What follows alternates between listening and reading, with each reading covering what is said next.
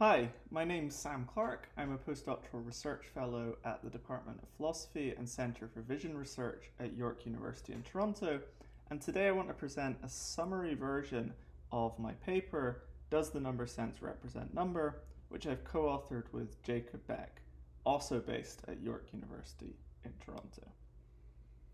Now, as many of you will be aware, a now orthodox view holds that humans and many non-human animals possess a primitive and pre-linguistic capacity to represent number. This is sometimes referred to as our number sense. Now, at the heart of this theory lies the postulation of an approximate number system. This is an extremely well-studied psychological system that, by hypothesis, enables organisms to efficiently intuit gross numerical quantities. Now, the system isn't perfect by any stretch of the imagination. Perhaps most notably, its performance conforms to Weber's law. So while the system enables organisms to intuit sometimes quite large numerical quantities, its numerical discriminations remain imprecise and ratio sensitive. Thus, 8 is easier to discriminate from 10 than 10 is from 12, while 8 is discriminated from 10 as easily as 16 is discriminated from 20. So in each case, the absolute difference in number has little effect on performance. It's the ratio between the sets which matters. The further from 1 to 1, the better. Now, it bears emphasizing that the postulation of an approximate number system has proven extremely productive. One particularly important source of evidence for the existence of this system emerged in the early 2000s when a number of studies yielded evidence that even young human infants could track the numerical properties of large sets, albeit imprecisely and in accord with Weber's law. So for instance, in one particularly notable study, Fei Xu and Elizabeth Spelke habituated 6-month-old infants to scene arrays containing either 16 or 8 dots. And when these infants were habituated to 8-dot arrays, they would recover interest when presented with 16 or 4-dot arrays, but not 12-dot arrays, while the infants that were habituated to 16-dot arrays would dishabituate to 32 or 8-dot arrays, but not 24-dot arrays. Now, since obvious confounds were controlled for, these findings were interpreted as showing that 6-month-old infants could represent and discriminate the approximate number of items in a large set or large sets, provided that these sets differed in number by a suitably large ratio, for instance 1 to 2. Similar results have been found in older infants and even adult humans. The point to stress is that in all of these studies, performance decreases as the numerical ratio between sets nears 1 to 1, more or less irrespective of the precise cardinal values of those sets. Now, before moving on, I just want to stress that a huge number of additional experimental paradigms have been employed and seemed to bolster the suggestion that results of this sort reflect a genuine sensitivity to number. Now, I don't have enough time to go into detail about these. If you're interested, you could check out our paper in the proceedings to this meeting of the Cognitive Science Society. But just to give you a kind of brief flavor of these, notice that numerous cross-modal studies have been run. So for instance, in one study depicted in the top right of your screen, Izzard and colleagues found neonates, i.e. newly born infants, capable of matching numerical quantities across modalities, i.e. matching a number of seen items in an array with a number of heard sounds in a sequence of tones. Now, notice that studies of this sort complicate attempts to explain results of the preceding sort in terms of non-numerical confounds. After all, the neonates in this study couldn't have simply been relying on, say, the size of the dots or the total area of the scene set when they were identifying a match, since properties of this sort couldn't have been heard and they were performing matches across modalities, from vision to audition and vice versa. So in this way, cross-modal studies of this sort seem to support the conclusion that even pre-linguistic infants are genuinely sensitive to numerical quantities. Now, given evidence of this nature, you might be surprised to discover that there's actually been a remarkable amount of recent discontent with the postulation of an approximate number system, which affords a capacity to genuinely represent number. And in a nutshell, Jake and I's paper is an attempt to respond to this recent skepticism on behalf of the orthodox view.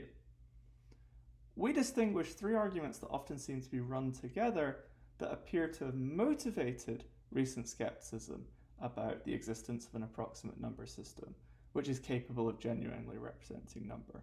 Show that none of these arguments succeed in undermining the conjecture before highlighting a number of previously unarticulated reasons for thinking that the approximate number system does in fact genuinely represent number.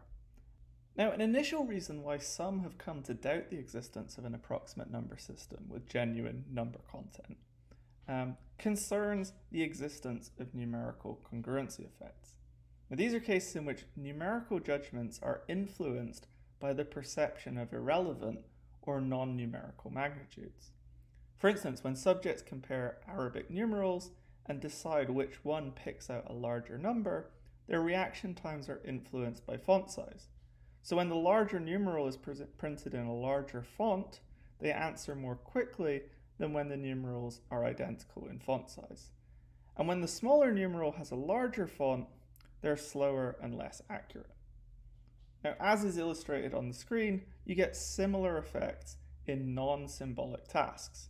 So subjects who are tasked with determining whether or not one display of dots is more or less numerous than another tend to be influenced in comparable ways by things like dot diameter, dot density, convex hull, and dot brightness.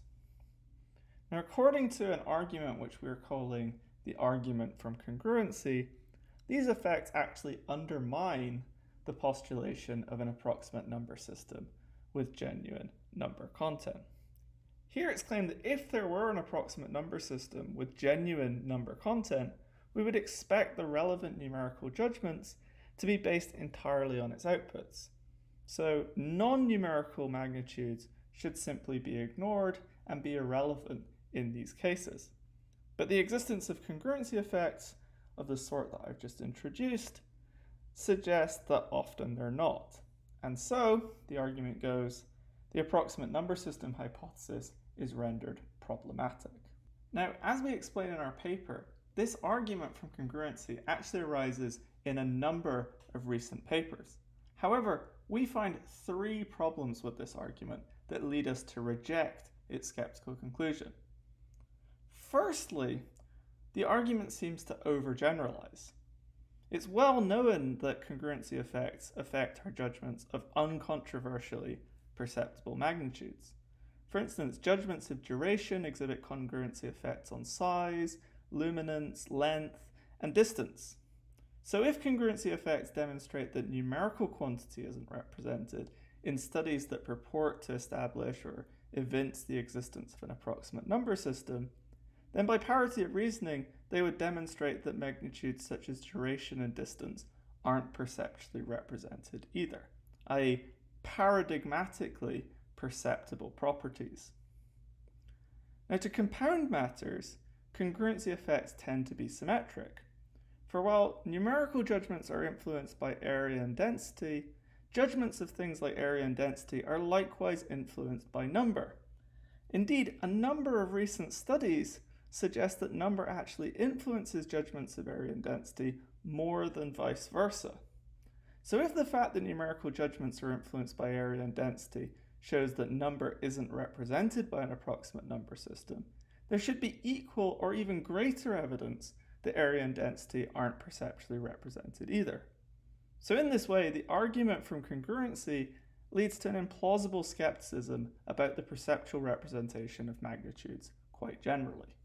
Now, considerations of this sort suggest that the argument from congruency fails, but they don't tell us exactly where it goes wrong.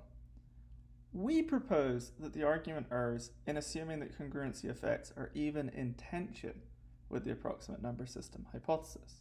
We say this because if there is an approximate number system dedicated to representing number, the perception of non-numerical magnitudes might well introduce biases at the initial encoding stage, influencing inputs to the approximate number system, or at the decision or response stages by altering outputs of the system. Indeed, we don't even think this would be a particularly surprising result, for given its scalar variability, the approximate number system is not a perfectly precise instrument. To reiterate, its discriminations conform to Weber's law. So if it's true that certain magnitudes typically correlate with number, it might make sense to adjust the outputs of the system in accord with those correlations. For these reasons, we think that the argument from congruency is unpersuasive. However, a comparatively troubling objection has seemed to stem from the observation that numerical quantity can never be presented to subjects independently of all confounding variables. For instance, a visual display containing 9 dots will always contain dots with an average diameter, cumulative area, convex hull, and density. Similar points apply to herd and felt sets.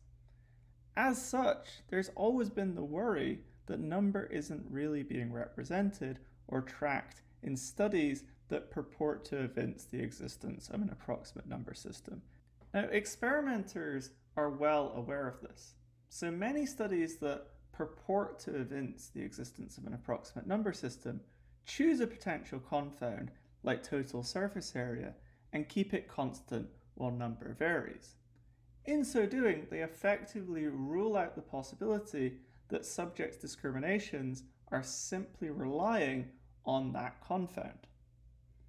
Unfortunately, critics of the approximate number system correctly observe that this strategy will always leave other confounds uncontrolled for. For instance, if the total surface area of the dots in a scene array is kept constant while numerical quantity increases, then the average size of each dot will need to decrease. So if subjects succeed in discriminating a difference, we simply won't know if that's because they're tracking number or average dot size. At this point, it is, however, important to note that many other studies that purport to evince the existence of an approximate number system vary non-numerical magnitudes across trials, such that no one confound seems to correlate with number across the whole experiment. This would seem to block the preceding worry. However, critics remain unsatisfied. For instance, theorists like Gubuy and colleagues object that subjects could still be switching between cues throughout the experiment or relying on multiple confounds rather than a sensitivity to number itself. Now, in our paper, we actually argue that there are a number of empirical findings that this skeptical line of argument actually fails to accommodate.